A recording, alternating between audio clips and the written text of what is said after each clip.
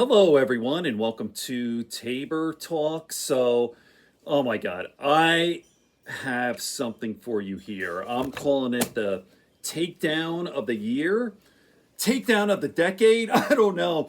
Um, Legendary NBA coach Gregg Popovich, considered by many the greatest coach ever for the San Antonio Spurs. It's been around forever. I think he has 4 championships, right?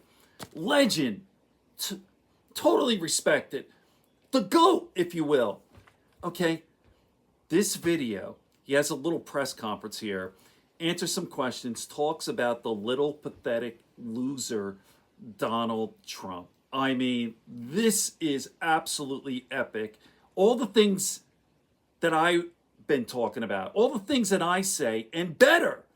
I got like 500 plus videos. I've been talking about Trump even before he was president. I know everything about Donald Trump, all right? I've been studying this guy for decades, right? Me and David K. Johnston, like I found out about Trump a long time ago that he's a fraud, he's a piece of shit, the whole thing, right? And the thing with sports, I'm a big sports guy. You know, I love baseball, basketball, football. I used to like MMA, not anymore because it's full blown mega, but you can't like sports and like Trump. It clashes. It's antithetical to everything about sports. Like if you're a sore loser, you can't. I mean, you can't play sports. You can't like sports. How could you like sports if you support Donald Trump? It just doesn't make any sense. Okay, enough of my talking. Watch Gregg Popovich. Absolutely epic. I look at it and I look at my grandchildren and I wonder if my grandchildren are playing in a soccer game or a basketball game, do I want him to be their mentor? Do I want him to be their example of how to act if it doesn't go well? Like everybody in this room, hopefully all of us taught our children, you're not going to win all the time, but when you win, be humble. When you lose, do it with grace. We all do that. He doesn't do that. And so you wonder, all the people who support him, would they want him to teach their kids? So I got to tell my grandchildren that I guess if they want to be like Trump, I got to say, hey, now, today, you're going to win because there's no way you can lose. And if you do lose, it was rigged against you. So don't buy it. Don't buy it. You got to figure out who to blame. Blame those referees because they were against you. Blame your teammates because they didn't play well and they should have maybe given you the ball more. But you don't have to accept that. And just keep saying it. Just keep saying it. And, to the little kids, what's really good about it? You keep saying it over and over, and all of a sudden, your life will be a little bit easier because you'll become delusional. Because you'll actually believe some of the lies you've been telling yourself. And then you don't have to worry about shame and guilt, because when you're delusional, there's no shame. There's no guilt. And life becomes so wonderful. And that's the kind of things I think about when I think he's a pathetic individual. A small man who has to make everybody around him smaller so that he thinks he's going to be bigger. And isn't that the same thing we told all our kids in grade school? That's not how you act. That's not what you do. But there's those college kids behind him cheering. And I want to know why. Do they think he's going to get him a job? There's no policies, but we're going to get after Kamala Harris because somebody says she wasn't specific. She's been so specific compared to him, it's ridiculous. I just heard it again. I got his policies today. It's going to be great. It's going to be the greatest economy ever, just like it was before. People call me all the time and tell me, oh, the taxes, we're going to take care of that. It's not a problem. We're going to take care of that. There's nothing there except jibber jabber. And they're students. They're listening to him. I don't understand what's going on in their heads. So he's pathetic. He's small. He's a whiner. We all know that. But you wouldn't have him babysit your kids. You wouldn't hire him if you had a small business. You want that man in your business? There's no way. What, were you going to vote for president? Because he's strong? I mean, Kamala Harris whipped his ass in the debate. Just obviously. And he's running ever since. He doesn't want any part of her. Because as she said before, She's eaten many of his type for lunch.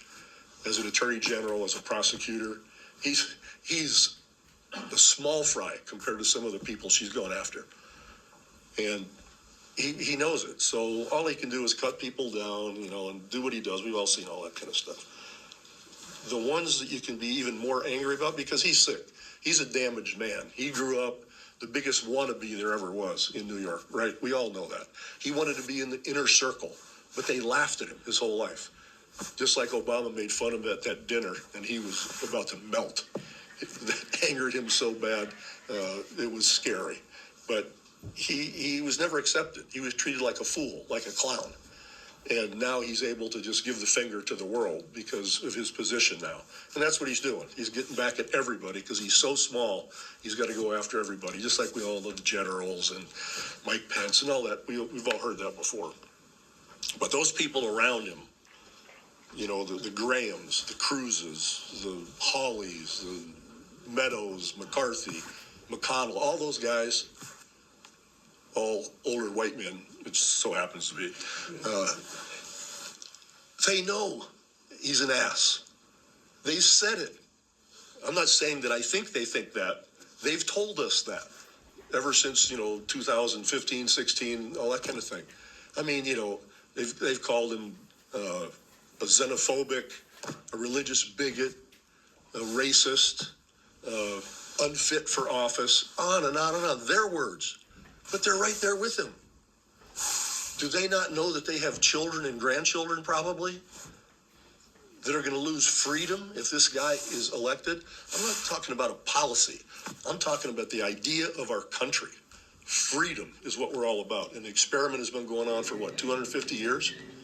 And these people are willing to front for him, knowing full well how full of crap he is.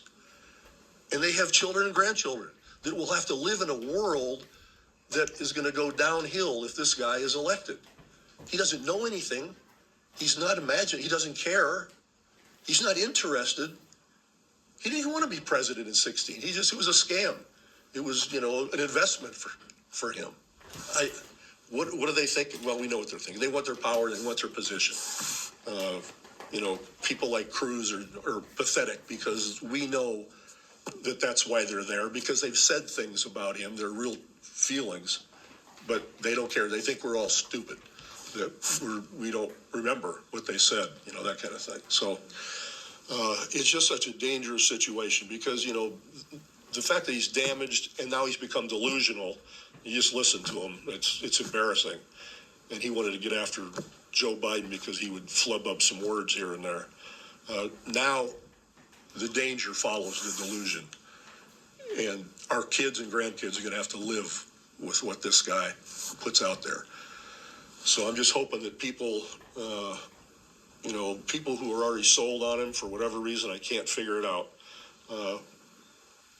The ones that stay home and don't vote are the ones that worry me, because we need everybody to vote. And I hope that they won't stay home, that they'll understand that this guy is a scam artist. He's great at it. I'll give him credit for that. He's the best ever. Best ever. But he makes you want to puke. Can I stop? How do you really feel? Somebody hit me. Somebody say, Pop, that's bullshit. Or, what about this? What did he do? Tell me something he did. One thing I left out was, just think about this. You'd want this guy, you'd vote for him, or you'd want him to be a friend, or you'd go have a beer with him.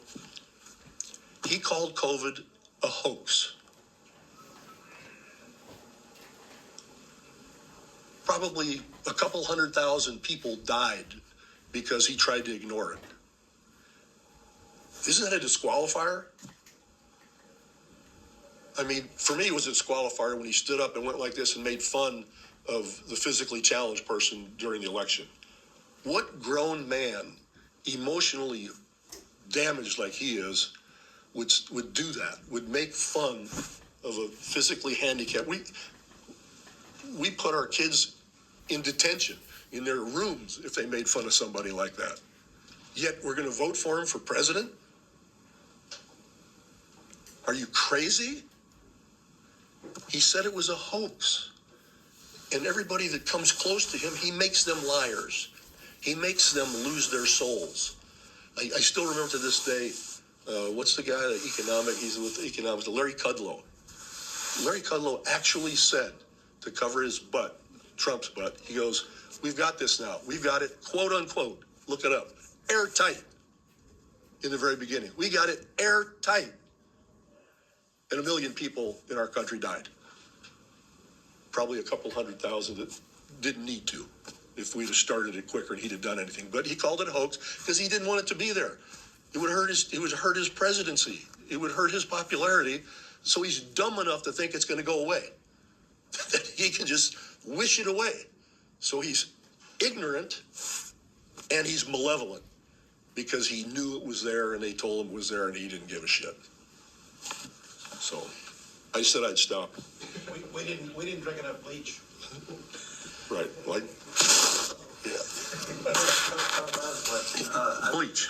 I was wondering, given that we are in a politically tumultuous time, and especially because you've got young players from abroad who are having this as their first impression of the country, the political tumult that's happening right now, I'm wondering how you manage a basketball team given everything that's going on and given the threats that are posed to the environment as a whole as well. Well, yeah, I think, we talk about it a lot. Whether they want to hear it or not, I talk about it a lot.